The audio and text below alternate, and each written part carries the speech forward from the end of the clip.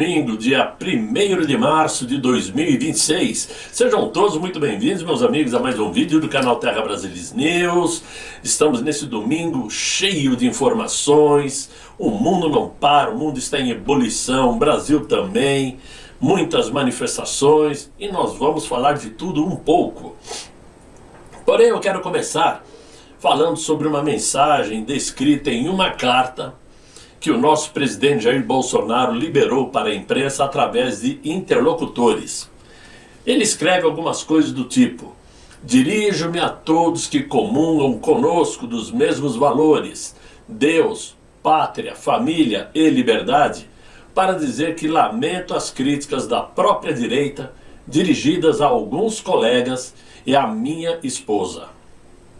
Jair Bolsonaro também revelou que pediu que Michele só se engaje em questões eleitorais após o fim desse mês de março.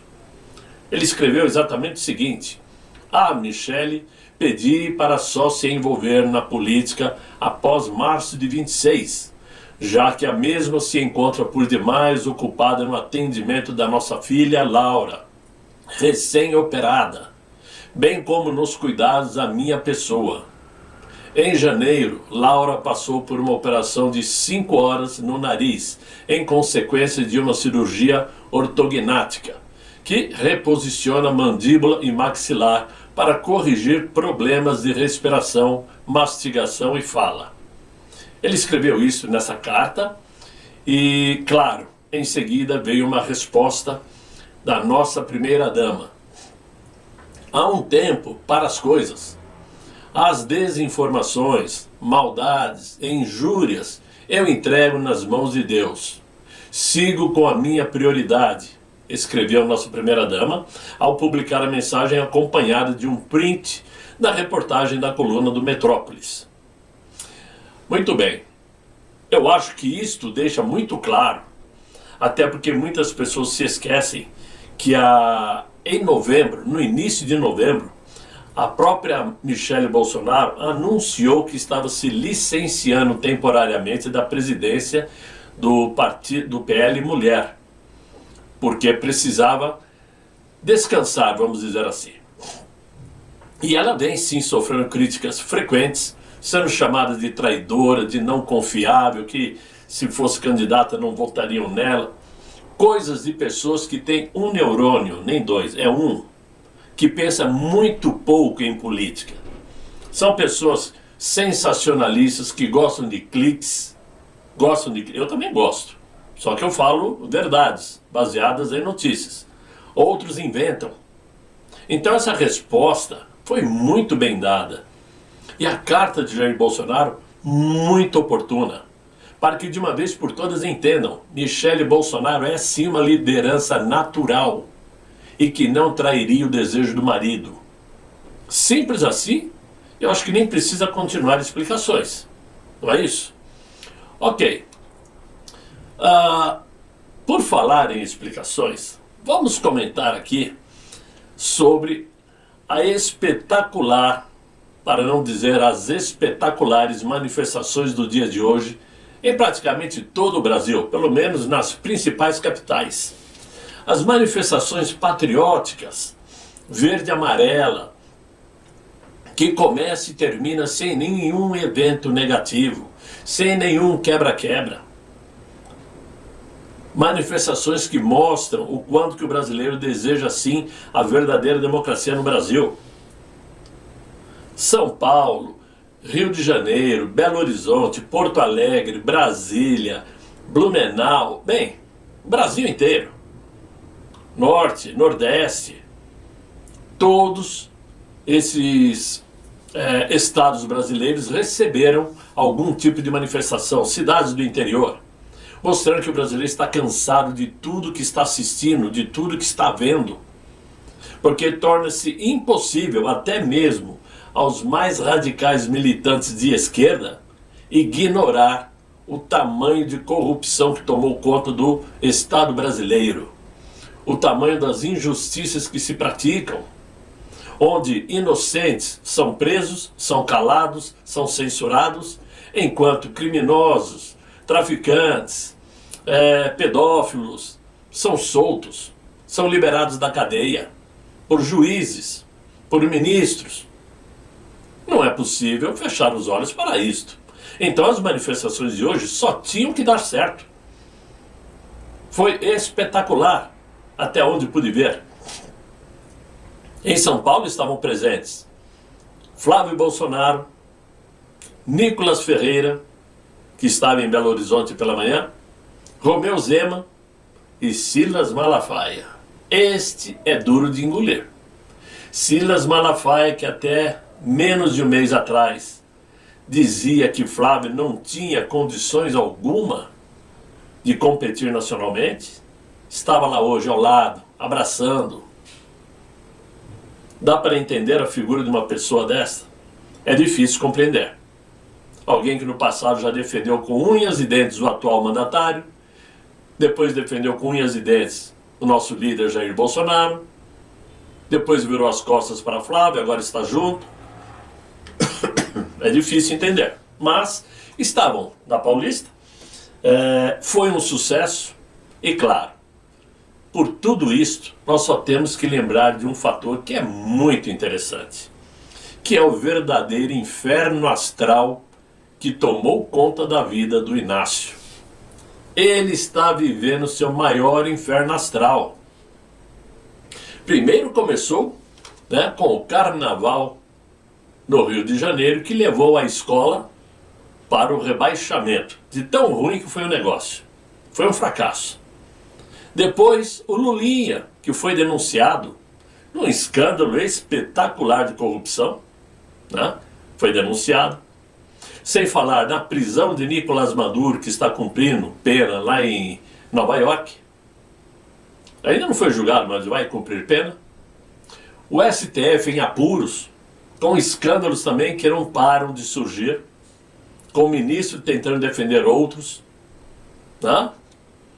petistas envolvidos no caso Master, a Janja fazendo vergonha lá na Coreia vestida de botijão de gás, corrupção aumentando, Flávio Bolsonaro disparando e liderando as pesquisas, mesmo sem ainda estar oficializado o candidato.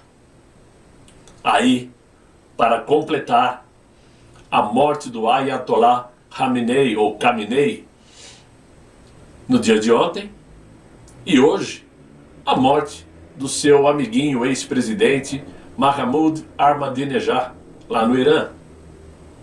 Pelo menos é o que sabemos até agora. O pior de tudo é que mal sabia ele que as manifestações de hoje pró-Jair Bolsonaro, pró-Flávio Bolsonaro e contra a tudo que está acontecendo no Brasil seriam um espetáculo. Que inclusive a imprensa de esquerda mostrou, está mostrando, porque não tem mais como esconder. Então, meu amigo, pendura a chuteira e saia de fininho pelas portas do fundo antes que alguém lhe casse pelo colarinho também. Simples assim. Agora, eu quero falar de um assunto que é muito mais sério, E peço para que os senhores que às vezes acham o assunto de geopolítica chato, aguentem firme, porque esse tipo de informação ajuda a entender muitas coisas que acontecem, inclusive no Brasil, que às vezes não entendemos. E ajuda a clarear a mente para o que pode vir pela frente. Porque tudo acaba tendo consequência. E o assunto do momento não é outro senão a crise, a guerra, o conflito, seja lá o nome que for, lá no Oriente Médio. O que o mundo testemunhou nesse último mês, principalmente entre Estados Unidos, Israel e o Irã, não foi uma guerra que começou de repente. Alguém ficou bravo com alguém, um atirou no outro e começou a encrenca. Não. Foi, na verdade, o colapso final de uma escalada silenciosa, construída passo a passo, decisão após decisão, com erros estratégicos, principalmente do país islâmico, até que a diplomacia simplesmente deixou de existir. Fevereiro foi o mês em que tudo saiu do controle. Porque no início de fevereiro, Washington, Tel Aviv e Teherã já operavam em estado de pré-conflito, ainda que oficialmente ninguém usasse a palavra. Só que após o conflito direto entre Israel e Irã, em 2025, depois que o Hamas cometeu aquele ataque bárbaro em território israelense, encerrado apenas por um cessar-fogo frágil, nunca houve paz real, paz de verdade. O que existia era uma trégua armada. Israel continuava afirmando que o Irã avançava secretamente em seu programa nuclear, enquanto Teherã aplicava testes de mísseis e fortalecia milícias aliadas no Oriente Médio. Duas delas, que praticamente estão extintas, não totalmente, evidentemente, poderão até renascer no futuro, mas por ora, tanto Hamas como Hezbollah estão enfraquecidas. Simples assim. Só que durante fevereiro, serviços de inteligências americanos e israelenses, principalmente o Hezbollah, passaram a concluir que o tempo diplomático havia acabado. Segundo avaliações militares ocidentais, o Irã estaria próximo de atingir capacidade nuclear operacional, algo considerado por Israel uma ameaça existencial. Nos bastidores, movimentações começaram a denunciar o inevitável: o reposicionamento de forças navais americanas, deslocamento silencioso de sistemas antimísseis, evacuação parcial de pessoal diplomático, aumento de alertas militares em Israel. Nada era anunciado oficialmente, mas o tabuleiro já estava montado. Dizem até que Teherã montou um gabinete para estratégia de guerra, comandado por pessoas confiáveis, que depois viemos a saber que o líder desse grupo era alguém do Mossad, e os 20 integrantes do grupo, oficiais do Mossad. Dizem que isso aconteceu de fato, o que serviria para mostrar que realmente o serviço secreto israelense é acima da média. Então, o que aconteceu? Na madrugada desse último sábado, os Estados Unidos e Israel lançaram uma ofensiva coordenada em larga escala contra o Irã. A operação ficou conhecida como Fúria Épica para muitos, enquanto para os israelenses ficou conhecida como o Rugir do Leão. Bem, daí para frente vocês já estão cientes de tudo que aconteceu, o que está acontecendo, não se fala em outra coisa. Só que o que ninguém esperava que fosse acontecer é que o líder supremo do Irã, o Ayatollah Ali Khamenei, ou Ali Khamenei, que estava no poder desde 1989, morreria, e junto dele sua filha, seu neto e cunhado, que estavam na residência. E além deles, algumas dezenas de comandantes importantes da Guarda Revolucionária iraniana. Ali Khamenei assumiu o poder depois da morte do Ayatollah Khomeini.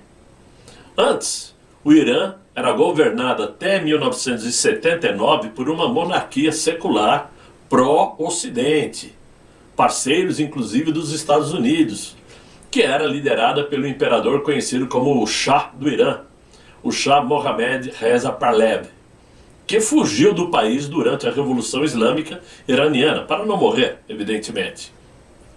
Agora, o que fica são as retaliações que começaram a serem feitas pelo Irã, distribuindo mísseis para todo lado, contra Israel, contra outros países árabes, como citei no vídeo de ontem, em bases americanas desses outros países árabes, o que está incomodando muito esses países. Tanto é que a Arábia Saudita condenou totalmente o ato do Irã de mandar bombas para esses outros países, né? Outro nome importante que bateu as asas no dia de hoje foi o ex-presidente Mahmoud Ahmadinejad, aquele amiguinho do Inácio. Vocês se lembram deles? Aquele no qual os Estados Unidos haviam imposto restrições no enriquecimento de urânio e que depois, no governo de Barack Obama, o Obama, conversando com Ahmadinejad, acabou liberando o Irã para trabalhar à vontade. Essa é a real. Fato é que o Ahmadinejad foi morto hoje em sua casa lá no Teherã, junto de seu guarda-costa. Muito bem. Depois dessa explanação rapidinha, por alto, vamos aos fatos que mais importam geopoliticamente falando e principalmente politicamente, pois tanto Israel como os Estados Unidos conseguiram seus intentos em derrubar a dinastia de Khamenei. A pergunta que eu faço: quem mais perde com esta guerra? Muitos vão dizer, o Irã, claro. Outros vão dizer, os Estados Unidos, porque fez um ataque sem autorização. Não. Quem mais perde com isto, no frigir dos ovos, é a China. Vamos lembrar que a China já tomou um golpe duríssimo quando Donald Trump prendeu Maduro, porque a Venezuela enviava navios carregados de petróleos para a China, a preço muito conveniente. Maduro caiu e esta fonte foi fechada. Outro país que alimentava a China, o Irã, que agora, muito possivelmente, vai ter a torneira fechada também, o que enfraquece a China no sentido de comprar barato o petróleo. Então foi um golpe duro sim para a China, que nem sequer aventa a probabilidade de se intrometer nesta guerra que começou ontem, e muito menos a Rússia. A Rússia porque não tem pernas para isto. Economicamente está enfraquecida até para sustentar a própria guerra contra a Ucrânia. E a China porque não é besta. A gente pode falar o que quiser de chinês, mas eles pensam. O negócio da China é fazer dinheiro, ter comércio aberto. Não vai entrar numa encrenca que não lhe interessa. Muito pelo contrário. Então, a explicação é essa, é China. Ao contrário do que a imprensa brasileira tenta dizer, que nos Estados Unidos a maioria da população está contra Donald Trump por ter feito o que fez, mentira! Está cheio de vídeos mostrando a festa americana na Flórida, por exemplo, em Washington. Porque em menos de um ano, Donald Trump derrubou Nicolás Maduro, jogou aquela bombinha em centros tecnológicos lá no Irã, onde fabricam ou armazenam, digamos assim, urânio. Prendeu Maduro, como eu disse, acabou com o maior narcotraficante lá do México, foi essa semana. Agora eliminou o Khamenei, o Ahmadinejad, praticamente tudo dentro desse ano. E isso para os americanos é uma vitória, porque tanto Ahmadinejad como Khamenei e como Maduro já fizeram muito mal para os Estados Unidos. Tem muita gente chorando, nossa, mataram o Khamenei, onde já se viu. Há menos de um mês atrás, as manifestações do povo iraniano nas ruas, que foi monstruoso, o mundo todo assistiu, naquele evento morreram mais de 30 mil pessoas. A mando de quem? Do Khamenei. Então é simples isso. Agora, quem ganha mais com essa guerra? Claro, fácil de entender. Estados Unidos e Israel. Israel porque conseguiu eliminar, pelo menos temporariamente, um inimigo de sempre, que é o Irã. Um inimigo que estava até agora pelo menos, enriquecendo urânio com a ideia de mandar uma bomba sim poderosa contra Israel, porque o sonho desse pessoal é eliminar os judeus. Eles querem extinguir os judeus. E é óbvio que o Irã com uma bomba nuclear na mão, a conversa seria bem diferente. E os Estados Unidos, por quê? Os Estados Unidos ganhou a fama. Donald Trump mostrou sua força, seu empenho, suas decisões, suas vitórias. Então é claro que isso é um ganho político. E se enganam esses que estão dizendo que ele vai perder pontos nas próximas eleições de novembro, que vai reformar o Congresso americano. Não vai perder, vai ganhar. Tenho certeza disso. Todos sabem o mal que representa o Irã. Agora, como será Aliás, essas imagens que eu estou mostrando para vocês agora mostram muito bem como era o Irã até 1979, quando Reza Pahlavi era aí o imperador do Irã. Era um país próspero, alegre, feliz, vivia em comunhão com os Estados Unidos. E veja no que se transformou. As mulheres hoje no Irã só podem mostrar os olhos. Se mostrarem o nariz e a boca, são apedrejadas nas ruas. Essa é que é a realidade. E me admira os militantes de esquerda aqui no Brasil que defendem, né, as mulheres, luta contra feminicídio, não condenam o Irã. Por que será? Então é muito claro, né? Mas, vamos lá. O que interessa é que agora a pergunta mais importante é a seguinte: como vai ficar a vida do Inácio justamente nesse mês onde ele pretende fazer uma visita a Donald Trump lá em Washington? Sobre o que ele vai conversar com o Trump? Ele vai falar sobre o Maduro? Acho que não, né? Ele vai defender o Maduro lá dentro do Salão Oval? Eu não acredito. Ele vai defender o Irã lá dentro do Salão Oval? Vai defender o Hamas, o Hezbollah?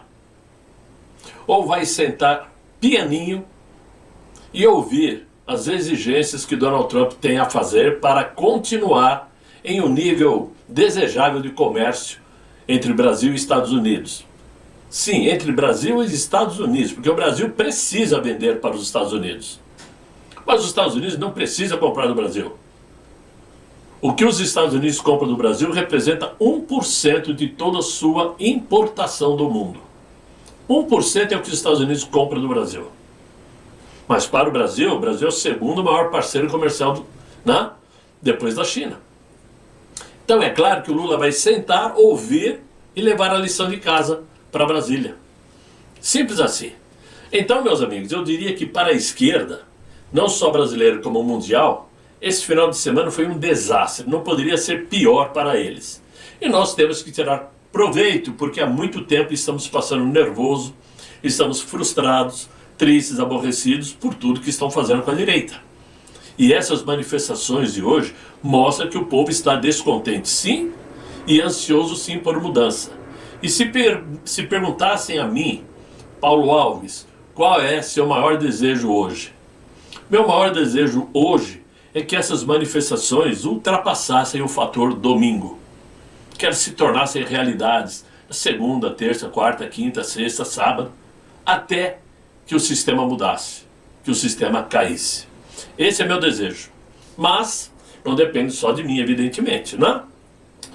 De qualquer maneira, temos aí muito boas expectativas. Vamos ver como começa amanhã a semana, até para saber como vai reagir o dólar, o preço do petróleo, né, que tende a subir muito, o mercado financeiro, para sentir se isso vai ajudar ou dificultar a vida do Inácio. Não é isso? Então, meus amigos, é o que eu tinha para vocês nesse vídeo. Espero que vocês tenham gostado. Se gostaram, deixem aí os likes, se inscrevam no canal, chamem os amigos para me acompanhar aqui no Terra Brasilis News. Eu espero voltar amanhã em um novo vídeo, se Deus quiser, e Ele há de querer. Fiquem todos muito bem, fiquem com Deus. Tchau, tchau.